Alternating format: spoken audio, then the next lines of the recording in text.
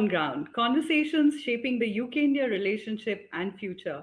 My name is Lakshmi Kaul, and I'm bringing you the UK-India series for Global Order. Today, we have with us an inspirational member of the Indian diaspora in the UK. He's the founder and chief executive officer of Fair Growth, a platform focused on building inclusive, innovative, and sustainable growth. In his previous avatar, you know him as the Deputy Mayor of London for Business. He served 2 terms as the Deputy Mayor of London for Business, 2016 to 2023. He has served as the Chair of London and Partners, Chair of London's Jobs and Skills Partnership Board. He has been the Deputy Chair of the London Economic Action Partnership, the LEAP. He's also served as a board member of the City UK, championing the UK's financial and professional services sector. He's also chair of Space for Labour, advancing dialogue between policymakers, industry, and academia on the UK's space and frontier technology ambitions. As a board advisor at B4NZ, he collaborates with banks, businesses, and regulators to support the transition to net zero emissions. He's also served as chair of Oxfam's Enterprise Development Programme, a board member of the Indus Entrepreneurs Thai UK, a trustee of the Sherry Blair Foundation for Women, and a patron of the Prince's Trust, now the King's Trust. He is the chair of Labour Friends of India, working to strengthen the relationship between the UK Labour Party, the British Indian community, and India. A man who is beyond inspirational for many who dare to dream. I'm absolutely thrilled to be welcoming my dear friend Rajesh Agrawal to Common Ground today. Namaskar, Rajesh ji. Namaskar. What a pleasure to be here and to see you here, Lakshmi ji. It's wonderful to have you here. With very humble beginnings, Rajesh ji, the story of this young man from Indore, I believe, needs to be told. So let's start with that, and we would love to hear for you to share your story with our listeners. Well, it is very, very exciting. I'm like millions and millions of young Indians. I was born in a lower middle class family in Indore, and Indore. Now Indore is absolutely phenomenal and thriving, and it's the cleanest city of India and doing some amazing, wonderful work. But it was more or less a sleepy town back then when I grew up. And my mother was a school teacher. My father was a mechanic working for the Madhya Pradesh government. But I had good education, and Indian families' focus on education was extremely high. So went to a good school in Indore, finished my education, did my MBA from Indore, and then I was working in Chandigarh briefly, followed by Mumbai. Very interesting that these days data centers are quite in fashion. I actually started my career in India selling website design and web hosting. So I still remember we used to, for 5,000 rupees, we used to do 1 year of domain name registration and 5 MB of web space, which is unthinkable now. But that's what we used to do. And I remember I used to live in Mumbai, and then I got an opportunity to come to London. And at the age of 24, I had a Hero Honda motorcycle in India for many, many years, which was with me in Indore, and then it was with me in Chandigarh, and then in Mumbai. I sold that, and it gave me enough money to buy a one-way ticket to London. And I still remember the day I landed at Heathrow Airport. We all do, don't we? All the immigrants remember their first day in their new adapted country. So I landed at Heathrow Airport with 200 pounds in my pocket. I'd never been on a plane before, never been outside India before, and I had no family, no networks in the UK. But when I landed, it had a very positive vibe to it, because we've all seen London, even if we have not visited through Bollywood films and cricket and all kinds of things. I then worked in a small foreign exchange company and in IT support. So I was fixing computers under the desks and things like that, and did that for a while.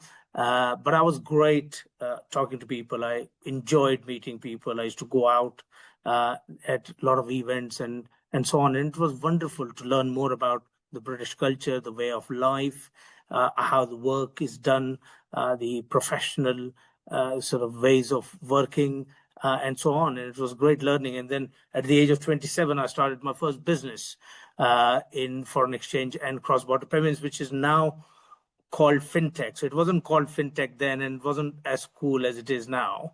But I did that, and it became a grand success, which was brilliant, with all the hard work and blessings of my parents and great team, and we sort of built some amazing technology, and we became one of the fastest growing companies in the country.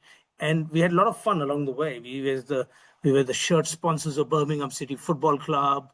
We used to sponsor Formula One teams. It was great fun.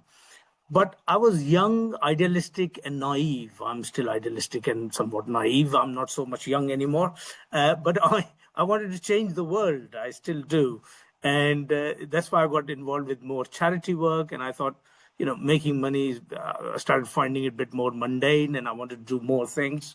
So I got involved with Oxfam, where we were helping rural entrepreneurs in some of the most deprived parts of the world, by helping them growing their cooperative or a syndicate or whatever they might be running, farmers or dairy farmers, beekeepers in Ethiopia, and so on. Worked with Sherry Blair Foundation for Women, where we were helping women entrepreneurs in different parts of the world, with the Princess Trust, where we're helping young entrepreneurs in the UK. But then I quickly realized that if you want to really change the world at a big scale, you've got to get involved in politics and policy. So I got myself more involved in the Labour Party, and ended up being deputy mayor of the greatest city on earth, London, in 2016, which was, who would have thought? Somebody who sort of came to London, 15 years by then, 14 years, and I became deputy mayor of London. And that is the greatness of London, that it can give that opportunity to people. And I still remember when I was announced as a deputy mayor, my parents, I only told them a day before that this is what I'm planning to do. And like a typical sort of middle class parents, they're like, why do you want to go in politics?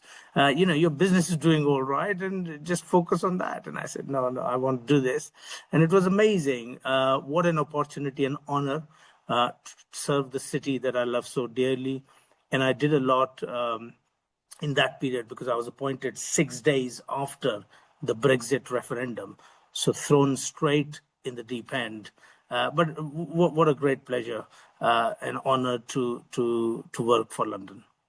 Yeah, I remember that time, and we were delighted to see you, becoming the deputy mayor of London for business, led by an Indian man. It's a great, it was a great time. We still continue to be proud of you. So you rightly said that you were appointed just at the crux of when Brexit, referendum was announced, and you literally navigated the many unraveling contours of Brexit during your tenure as deputy mayor. At a time, of course, there was so much suspicion about London losing its relevance. There were many debates I remember myself being part of. Your team built that slogan, London is open. With high taxes and so much economic turbulence again today, what do you think is London's relevance and openness to international business and investors today? Well, one of the great things about London has that is a city that has reinvented itself several times, and it is very good at doing that. And I still remember when I became deputy mayor, there was a huge amount of uncertainty, both political and economic, because the prime minister at the time had resigned, David Cameron, and the pound has dropped significantly. Businesses were facing a huge amount of uncertainty, what it meant for them, and so on. And that's why we thought it's very important that, first of all, we reassure businesses that London continues to remain open, and send this message out to the world, because people from around the world saw Brexit as an act of sort of London looking inwards and UK looking inwards. And we said, no, that's not the case. London will continue to remain open to people, to ideas, for investment, for business, for students, for visitors, for tourists, for everybody alike. London will continue to remain open. So that's why we launched that campaign. And of course, I just be on records. I thought UK's future is better within the EU, and EU is stronger with UK in it. But we live in a sort of democratic country, and you have to respect the democratic will of the people. And that's why we sort of delivered on Brexit. And London's strengths in the traditional areas of finance, creative industries, education, universities, and many other things, and remained intact. And one of the greatest things about London is it's the hub for the world. 40% of the London's population was actually not born in the UK. So it's truly a melting pot. People come from around the world, make this city their home. They contribute hugely to London. And I'll give you a data point. When I became deputy mayor, the number of tech unicorn businesses in London were in single digits, 5, 6, 7, something like that in 2016. By the time I had finished, there were over 100 tech unicorns in London. So we went through this tech revolution over a period of time, and a lot of them were built on our traditional strengths. So of course we are very strong on finance. So you combine that with tech. You've got fintech. London's the sort of fintech capital of the world. There are more fintech companies than any other city in the world. You've got universities, great education establishments. You combine tech with that. Again, a good edutech, advertising industry, edtech, creative industries.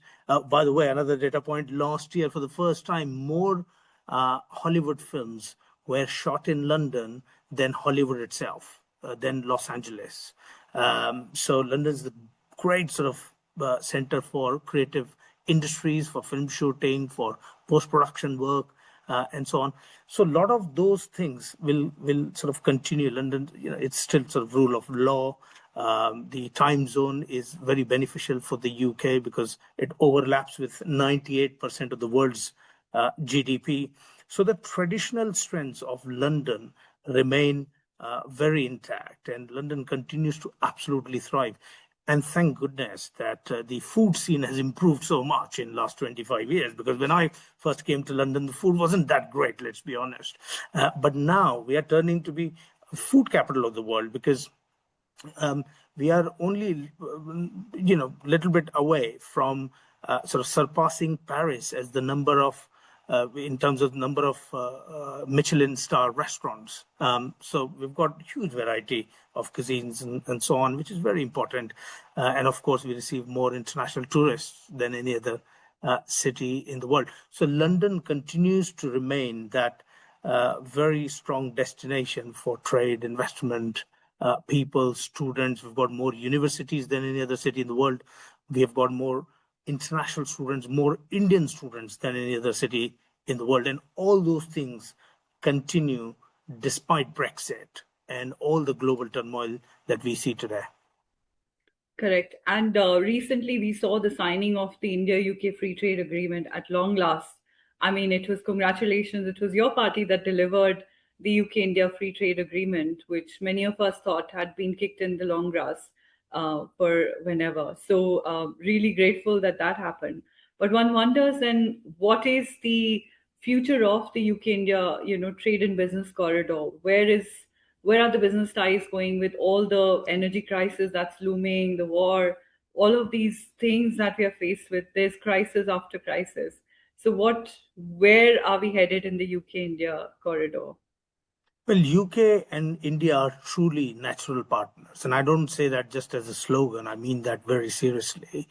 And the future is fantastically bright. I mean, let me just quickly talk about the sort of FTA which was delivered by the Labour Party. And Labour Party, by the way, also delivered and signed off the Indian independence in 1947 because it was part of Labour Party's election manifesto in 1945, committing to support self-determination for India in 1945. And then they won the election, and Clement Attlee at the time. And they sort of signed up. Labour Party has been a very, very pro-India party, and I'm very glad that the FTA has been signed under sort of Labour Party sort of administrations that delivered. But I think there is a lot of work that still needs doing, because you need to activate that. What does actually that FTA means, and how do businesses make the most use of it on both sides is very important. So I think that is very good. What UK has is amazing IP. They're very good at inventions. They're very good at creating intellectual property. And what India brings to the table is scale. And India, and a great example of that is the COVID vaccine. The most widely used COVID vaccine in the world was invented here in Oxford, and then mass manufactured in India and saved millions of lives around the world. It's a great example of UK-India partnership, and I see, that's like a good template in a way. So there's big opportunity for UK companies and Indian companies to work together. There's a lot of areas of cooperation, education being one of them, and I'm very glad now 6 or 7 British universities have already, got permission to open campuses in India. I know Southampton University has already started in this academic year in India. Number of British schools have opened in India. Harrow School, Shrewsbury has opened in Bhopal near Indore, and so education is one big area. Public administration, I know there's a lot of sort of cooperation on that front. Tech, already, I mean, Indian software companies do huge amount of business, billions and billions of pounds worth of business in the UK already. So on the tech, there's a lot of opportunity to collaborate. On the environment, another area, culture, again, huge number of sort of Bollywood films are being shot here, and a lot of post-production work is being done between London and India. One of the biggest post-production companies in London is actually Indian-owned, DNEG. And they always win a lot of Oscars and so on, but it's sort of Indian owned. So the future is very bright, and there are a lot of areas where we can do more. Manufacturing, I think we can do more, because manufacturing, UK is very good on services. So legal services of the UK are fantastic. Accountancy services, professional consulting services, etc. UK is very good at. India is superb at manufacturing. They've got the scale. They can, bring in a cost-efficient manner. So a lot of sectors where it can be sort of cooperated.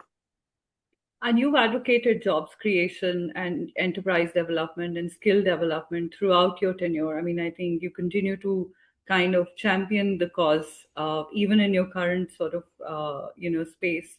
Where do you think the service industry is going? And both countries have been protectionist in some way or the other. So do you think the trade agreement and the associated agreements that have been signed on the sidelines are creating or paving a way for a bit more open economy in both countries? 100%. And look, I think the opportunity is absolutely immense. But again, like any deal, you need to then activate it. Just signing on dotted line is not enough. And we need to market it.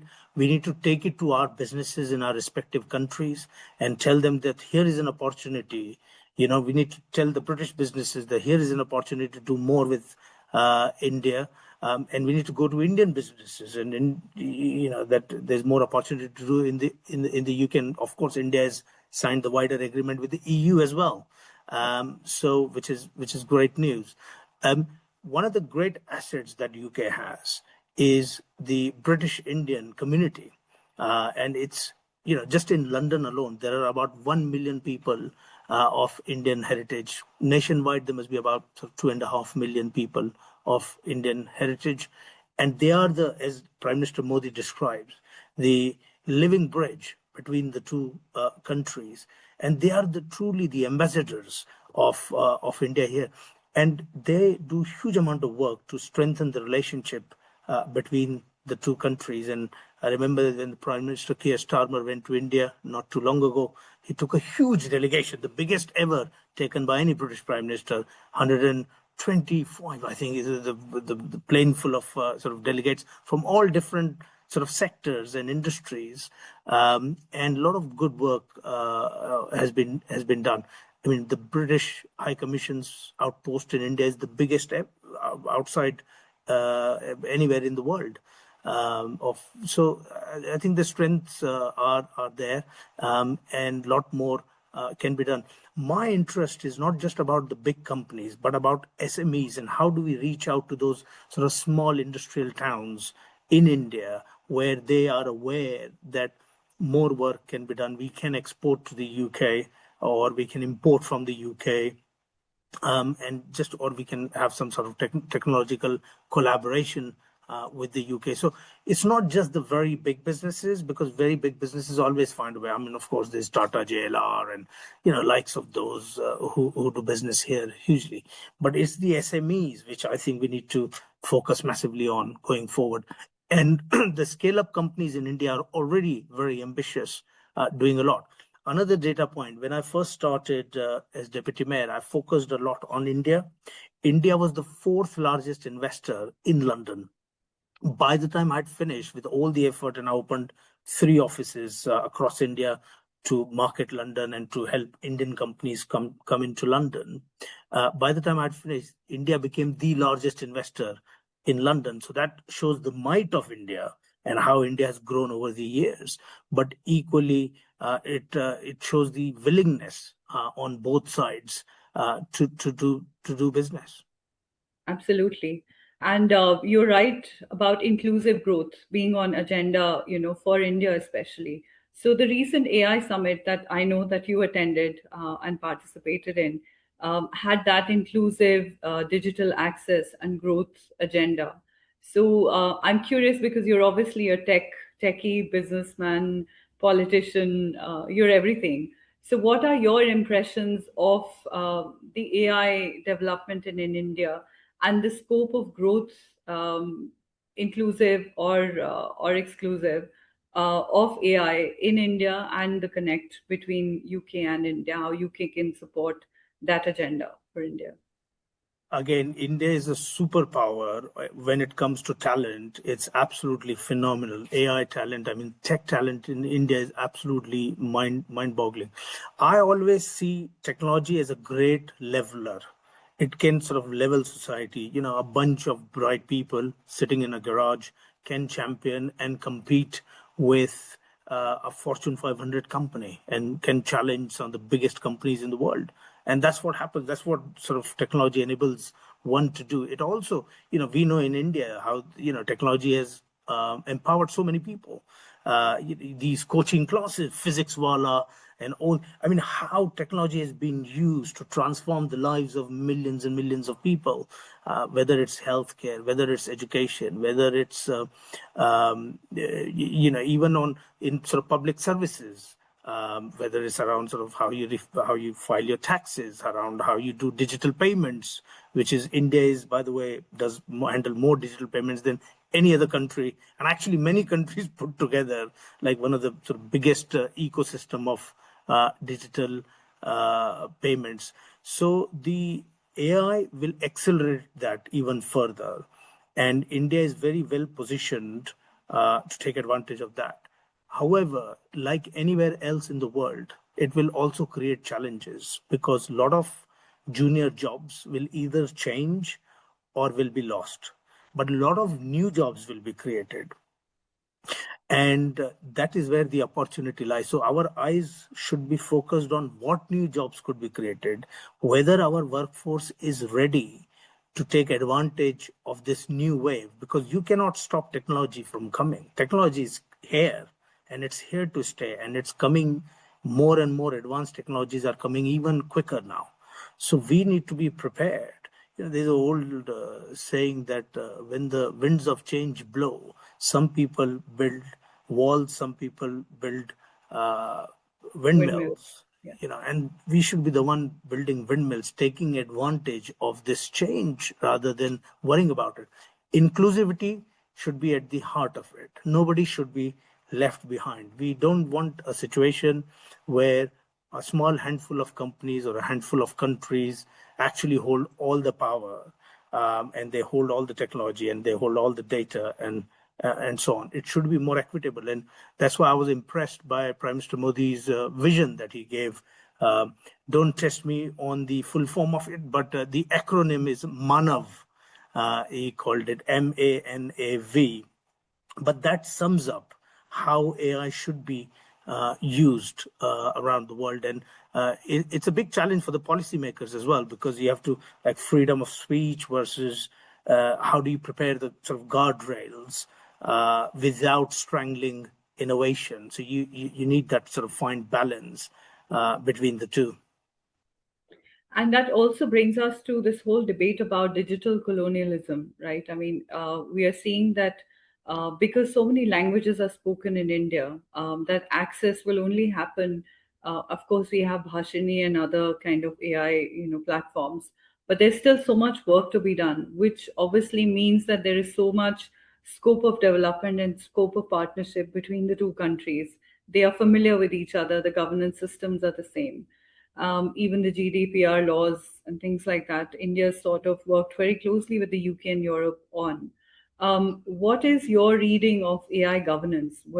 How do we manage this beast that we are still trying to familiarize ourselves with? Still early days. I mean, UK is kind of leading the way in the world, but we are all sort of learning about these new sort of technologies, and technology moves much faster. I always used to say that technology moves very fast.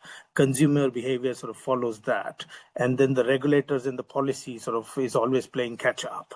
It's a bit like that, isn't it? We're trying to sort of understand this bit better. But the new Online Safety Act in the UK, I think, addresses some of it.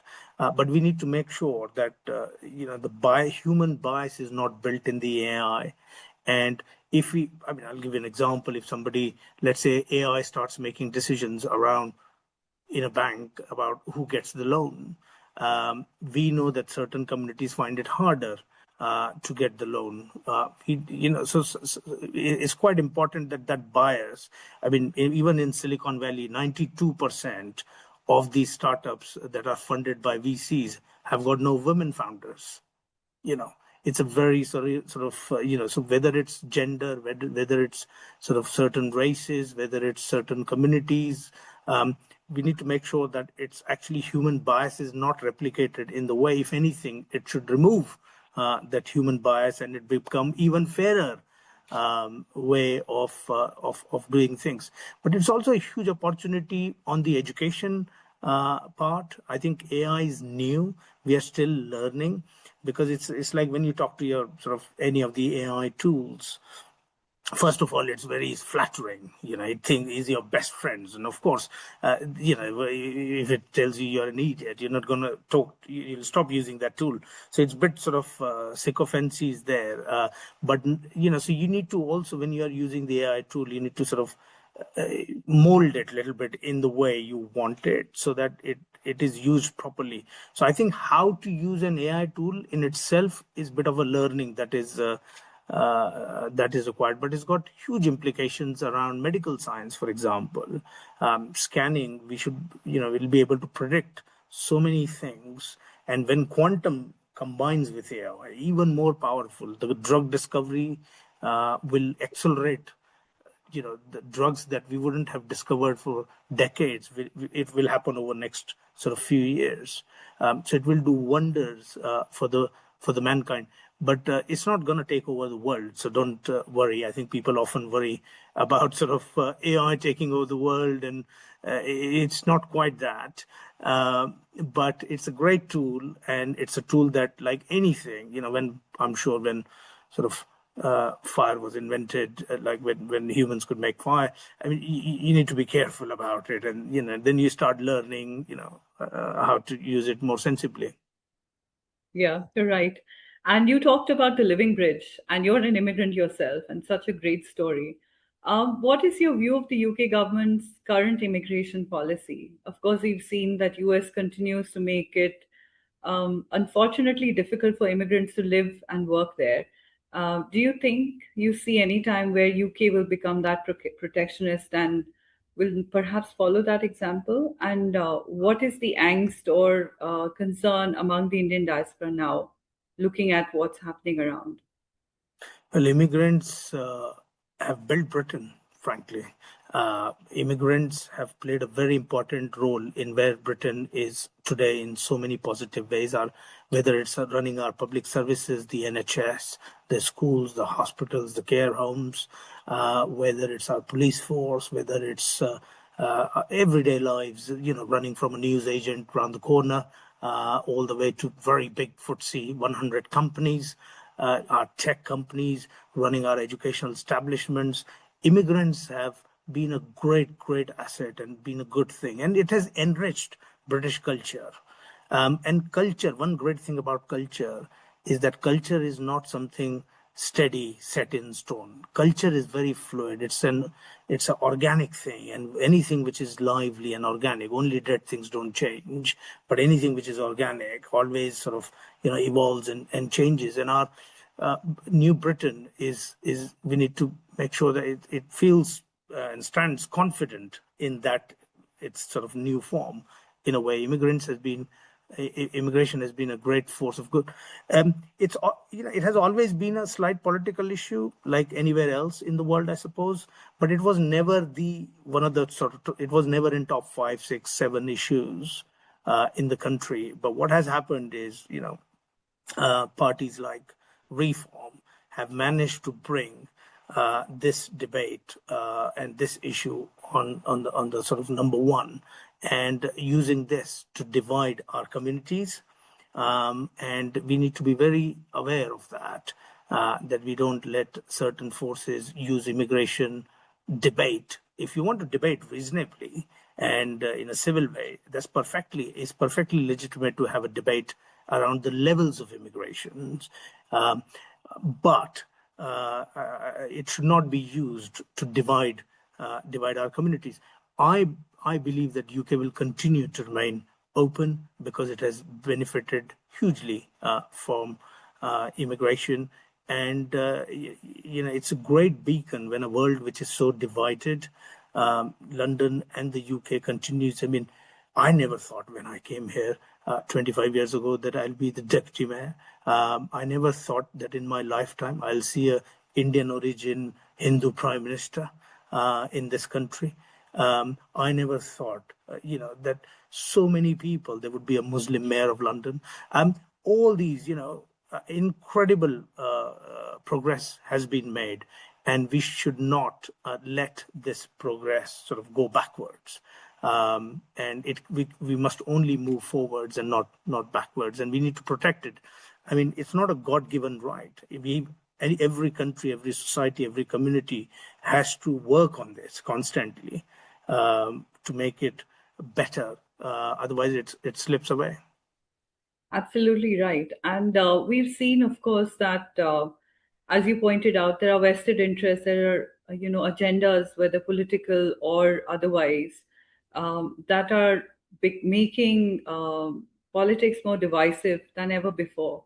There's hate crime on the rise. And I remember about a decade ago, Jo Cox, member of parliament from your party, lost her life in her constituency and she was brutally shot dead. What is your view, and what is your almost advice to people watching developments like that? Of course, we get a filtered view. I'm now in India, and I get a very filtered view of what is happening in the UK, and what there's almost like a magnifying glass used to highlight certain issues. So, is it that bad in the UK right now? Is it so unsafe? Are people just being attacked and killed on the roads? Not at all. First of all, let me be clear. The serious crime in London, is at its lowest since records begin. Okay, so London today is a safer place than it was 25 years ago. So on serious crime, so murder rate, and you can pick any US city. The homicide rate in London is lower than any of the US cities. You can pick any big city from around the world of similar size. The homicide rate in London is lower than that. So anything sort of violent assaults and sort of, that kind of crime. So London remains super safe and as a city, and UK as a country. As far as hate crime is concerned, I mean, we need to be very wary of the sort of politics around it. And unfortunately, around the world this happens, but there are always political parties, there are certain political parties or groups or vested interest who will try and sort of divide our communities. And we need to be very wary that doesn't happen. And I always believe that, there's, like Jo Cox herself said, there's more in common between us than what divides us. And it is so true. And we need to sort of focus on that. I'm very proud of the fact that we celebrate Diwali in Trafalgar Square. I'm very proud of the fact we celebrate Vaisakhi. We started actually Vaisakhi celebrations on Trafalgar Square, Jewish celebrations around Hanukkah, Eid celebrations. All those things happen in Trafalgar. I'm very proud of the fact that one of the biggest temples in the world outside India is in London. I'm very proud of the fact that it's a big sort of London is a constellation, and where there is sort of all different faiths and communities live together peacefully. So I think London is a beacon in this very divided world that it is right now. But I just want to reassure, and I hear sometimes, and social media sometimes can sort of disproportionately sort of blow things up. But the reality is that London is one of the safest cities in the world right now. That's very, very reassuring because we watch it from afar, and obviously panic hits you. People's kids, families, friends, they're all in the UK, and in today's world where there's unfortunate bombings and attacks, it's very, very unsettling to see such news and developments. Coming to children and education, you engage very closely with academic institutions in the UK. What is the future of educational partnerships? You, of course, talked about certain universities and schools setting up, in India and vice versa. What are the streams that you feel are finding more lucrative future avenues? Well, there's a big opportunity. I mean, UK has always been a great place for learning, and many people from around the world. And in fact, there was somebody checked this, that there was about 58 heads of governments from around the world. The current heads of government were educated in the UK. So UK has always been a great place for learning, and our own sort of great leaders from India, from Mahatma Gandhi and Jawaharlal Nehru and Sardar Patel Baba Sahib Ambedkar and many others, educated here or came here for education, and so it continues to do that. But now, as India's growth happens, there is a lot of British universities and actually universities from around the world, not just Britain, but are actually opening up campuses in India, because India is a huge market, 1.5 billion people, the largest young population in the world. So the demographic means that we need, and India also needs it, by the way. I mean, in terms of the sheer population is so much, India requires more educational establishment. And then India has got their own excellent universities and institutions, IITs and IIMs and AIMS and so on, and they are expanding as well. So now you have seen some of these universities. I mean, just a couple of years ago, SP Jain Institute from India have opened in London now. So it's happening sort of both ways, and I know there are some of the IIMs are already opening in or looking at opening in some of the other parts of the world as well, and looking at international expansion. So that is happening. I think also the another form of education that happens digitally is very exciting. And I'm a big fan of sort of old school, that sort of teacher student kind of relationship and classroom, and what you learn with having interaction with people of similar age as you in a university or a classroom setting and in a campus setting. But and India is leading the way on that. I mean, the scale, like these online classes, for example, and online courses, Indians are doing that more than anywhere else in the world. And the way the world is changing, in the old days, it was more around you have this degree, 1 degree or 2 degree and master's degree, and then you are done, and then you are in your job. But now it's lifelong learning. because things change so much. In fact, what you learn in computer science degree, a lot of that actually changes by the time you get in the job. So the statistics show that if you have a computer science degree, it takes you longer to find a job in the UK than if you don't have a degree. Um, so short courses are very powerful because you can learn quickly, you can learn on the go, you can learn while you're in the job on the weekends, etc. So I think there will be a big surge in these sort of short-term, quick skills challenges. When we talk about education, we don't always just talk about higher education, masters and the PhDs of this world. But in London, in the UK right now, if you are a plumber, you're likely to earn more than a fresh graduate. You're most likely. So we shouldn't lose sight of these sort of courses, because as we sort of go, and by the way, some of these courses are, it will not be impacted by AI so quickly as we think. If you're a plumber, if you're a sort of roofer and so on. So as long as they are well paid and meaningful, then I think India requires so much, housing development and real estate and so on, and which means there is a lot of sort of requirements of plumber and electricians and roofers and bricklayers and so on and so forth.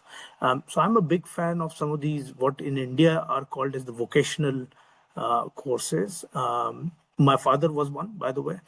So my father he never went to university. He did like a polytechnic diploma from Bhopal, and then he worked as a mechanic in irrigation department of Madhya Pradesh, and so I it can be a good route to a good employment and good livelihood, and also increasingly as we move towards gig economy, where you work more as a sort of freelance rather than on being on the payroll. Some of these courses are very powerful because it can give you, because there is a rise of these platforms that can help you find jobs, and then you can go that way. So there are a lot of routes to jobs and to work through different sort of educational means: the online, the offline, the big higher education, but also on the sort of vocational, on the ground kind of sort of work. Yeah. Absolutely right. And there's a need to professionalize some of these, vocations. And there's so many skills. It's skills as opposed to degrees now. And that's heartening for also inclusive education, right? I mean, that way you can cover more and more people. You can offer jobs to more people. And these jobs will adapt, but they will not go away at all. So finally, I want to know what is next for Rajesh Agrawal. We've seen you in the, London Square Mile, in politics, in business. When do we see you in Parliament? And are you pivoting away from active politics or pivoting back into it now? Well, I don't think one can ever pivot away from politics, because politics is public service. And then, once, if you have that orientation, it's always the case. And whatever you think, you see it from that lens. So I spend still more than half my time in actually socio-political activities, working with different communities. I chair Labour Friends of India, Space for Labour, etc. And so that will sort of continue, whether I go in Parliament or not, that's a different matter. But, you can serve the public in so many different ways. It doesn't not everybody, I mean, it's not just those 650 people sitting on the green benches in the House of Commons are not the only ones actually serving the country. There are many people in many different roles are serving the country wonderfully. And there are many ways to do that. So I still sort of quite engaged in the policy debate in so many ways, on so many areas. But a lot of my focus is on frontier technologies.